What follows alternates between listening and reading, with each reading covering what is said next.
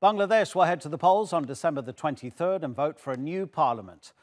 But the country's biggest Islamic party will not be taking part. Jamaat-e-Islami has had its status as a political party stripped by the Election Commission after a 5-year-long court battle. The High Court ruled it failed to meet certain electoral conditions. Supporters say the decision is prejudiced and accuse the Electoral Commission of working for the ruling party, the Awami League.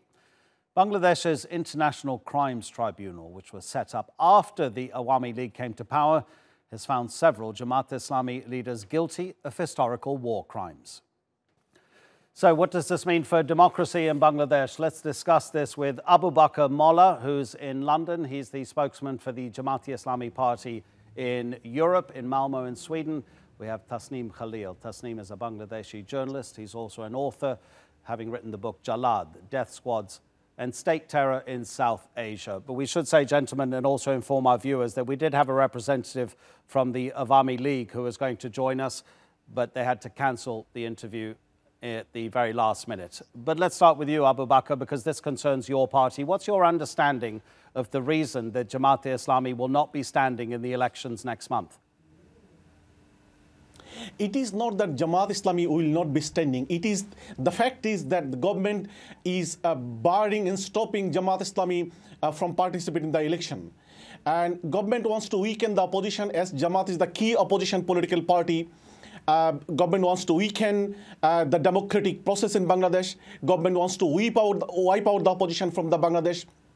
That is why government has used the court. Government has used the election commission to weaken the Jamaat-Islami. Election Commission has since 1979 has not raised any issue against Jamaat-Islami that Jamaat constitution does not conform and comply with the Election Commission procedures and rules and the RPO. Suddenly, when Awami League has come to the power, they have used one of their ally to file a case, move a case to the court. And it was not the Election Commission who moved the petition to the court.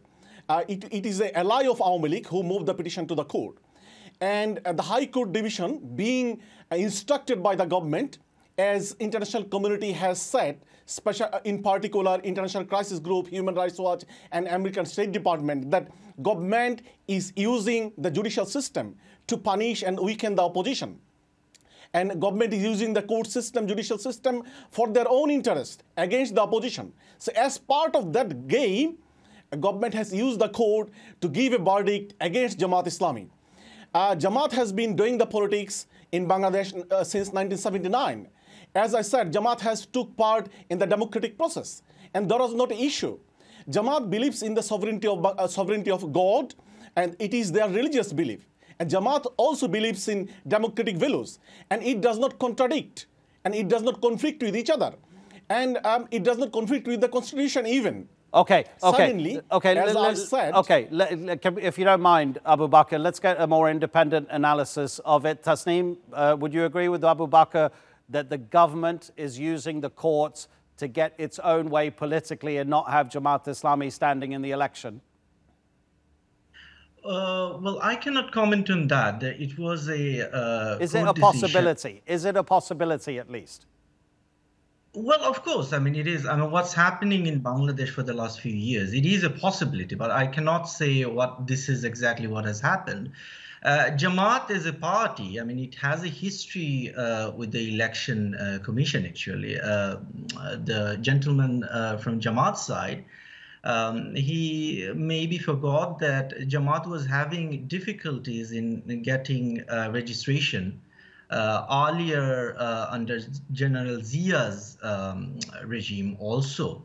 And it happened that later Jamaat became a junior partner of BNP, General Zia Rahman's party. So Jamaat definitely has this history of, having difficult relationships with the election commission in Bangladesh. That's what we can see. Do people in Bangladesh, obviously not supporters of Jamaat, but its opponents, not politicians, but the general population, is there a feeling amongst the general population that Jamaat poses a threat to Bangladesh, either socially or politically? Well, Jamaat has a very violent history that dates back to even before the birth of Bangladesh. And Jamaat as a political party was opposed to the independence of the country. And politically, it was allied with the Pakistani military as it was engaged in a genocide in erstwhile East Pakistan at that time. So definitely there are lots of stigma attached to this party because of that history of 1971. That is number one. And then also Jamaat, post-independence, Jamaat has a violent history, especially with its student wing, the Chhatra Shibir, has had a violent way of conducting its affairs. So definitely, among the general public in Bangladesh, Jamaat is not actually, very, very popular in that sense. So yes, but then again, Jamaat for the last few years, they have been their base, activists and leaders. They have been subjected to extrajudicial executions by the Hasina regime. That is not supported by most of the general populace, I would say. Right, Sheikh Hasina, you're referring to there, the Prime Minister.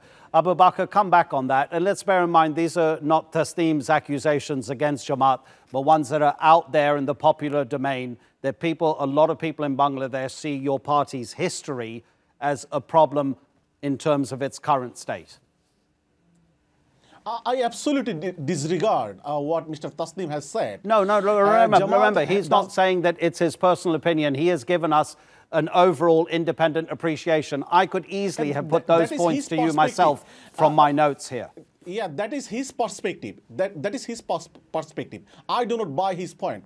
Let me remind him that Jamaat, in all the parliamentary elections, Jamaat has participated.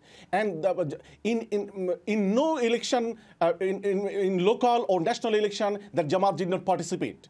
Jamaat has participated in all participatory elections in Bangladesh. And there was not an issue. Election commissions has sometimes raised the issue to all political parties that you have to change this and that. But it does not mean that election commission has raised an issue with Jamaat that your constitution does not comply with the RPU or is not eligible to be registered. No. If it is the case, if Tasneem Khalil is right, election commission could have deregistered Jamaat. They did not. And they did not file a case against Jamaat. And election commission is not a party. They did not file the case against Jamaat-e-Islami. It is an ally of Awami League who moved the petition to the court. So it is a government conspiracy. It is very clear. As I said, it is not me who said that. It is United States Department's report, Human Rights Watch report, International Crisis Group report, who said that government is using judicial system for their own interest against the opposition. And also, you know that the ex-Chief Justice, Mr. Sinha, has been ousted and thrown out of the country because he had given a judgment against the government. So there is a clear proof that government is using the court system.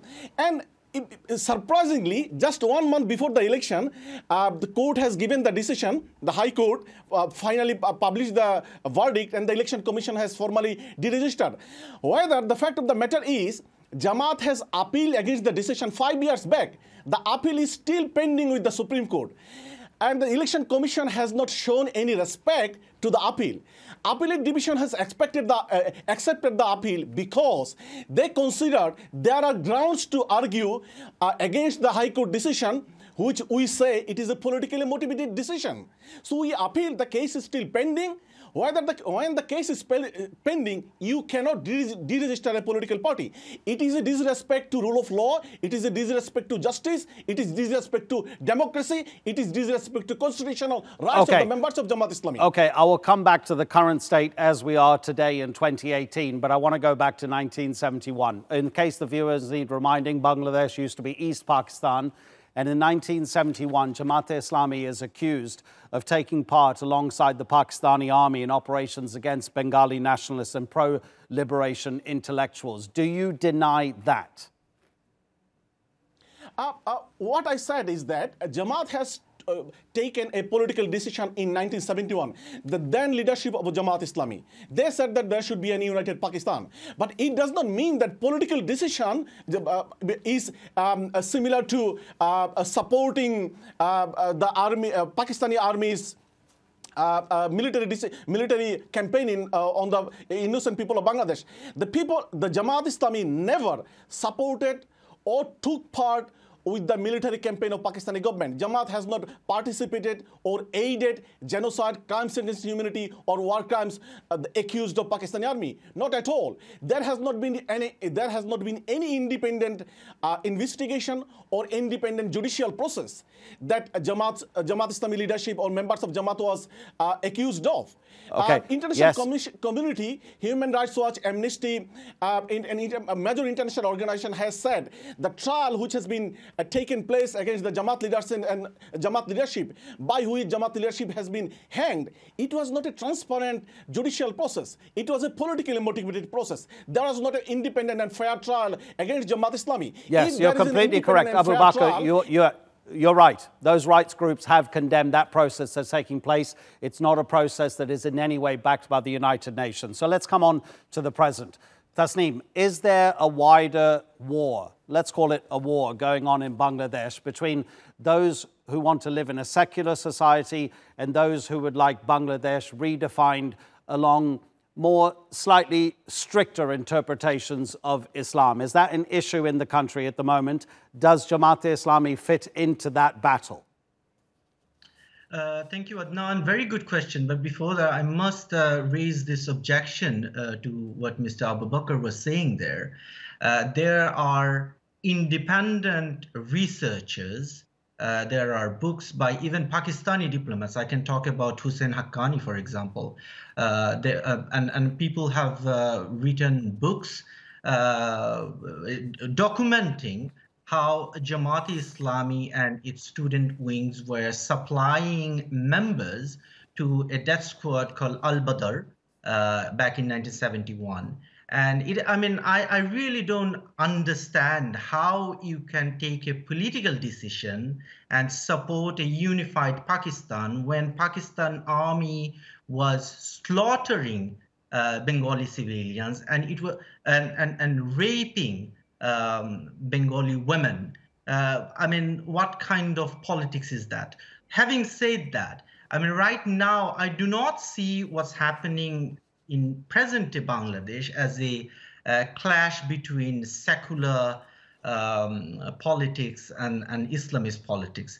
What happened here is that Sheikh Hasina is engaged in a game of what I say, your Islamist is worse than my Islamist. So Sheikh Hasina is allied with some Islamist parties that are more conservative than Jamaat. Some of them have very questionable medieval ideas about, for example, women's participation in the society. And she is fine with them. She is fine with, getting support from them. Just 2 days back, Hasina had a meeting, a dialogue with, I think, around 10 Islamist parties, and they said they want to see her as the prime minister in the next term also. So it is not necessarily a clash of secularism and Islamism. It's something much darker, I would say, much colder. Abu Bakr, all is not lost for Jamaat-e-Islami because the Electoral Commission has said that if you make certain modifications, you can be reinstated as a political party. Are there any plans for Jamaat-e-Islami to comply with those requests to then again play a part in political life in Bangladesh? As I said, that it was not an issue by the Election Commission at all, that Jamaat's constitution does not comply with the Election Commission rules or RPO. Election Commission has not raised the issue. That Jamaat believes in the sovereignty of Allah, God, And some other Islamic political party also believes that. So there is not any issue with other political parties. Why suddenly there is an issue with Jamaat-e-Islami? Because Jamaat is a key opposition political party against the government. That is the main reason. And Jamaat has appealed against the decision of the High Court, and the case is still pending with the Supreme Court. The case has not been decided. So it is if there is an the fair decision from the Supreme Court, Jamaat will get the registration back. And Jamaat wants to get the registration back, and Jamaat believes in democracy. Jamaat wants to take part in the democracy. Jamaat always committed to the democracy. Jamaat took part in major parliamentary and the local elections. And as Mr. Tasneem Khalil has said, that the government is fine with their government is very fine with their so-called Islamists, but when you are against the government, then you are not fine. Your constitution does not comply with the election commission or the constitution of Bangladesh. So it is nothing but a political conspiracy against Jamaat-e-Islami, because Jamaat is a key political major political party which is acting against the current regime. Gentlemen, we're going to leave it there. Thank you very much indeed for joining us on the Newsmakers.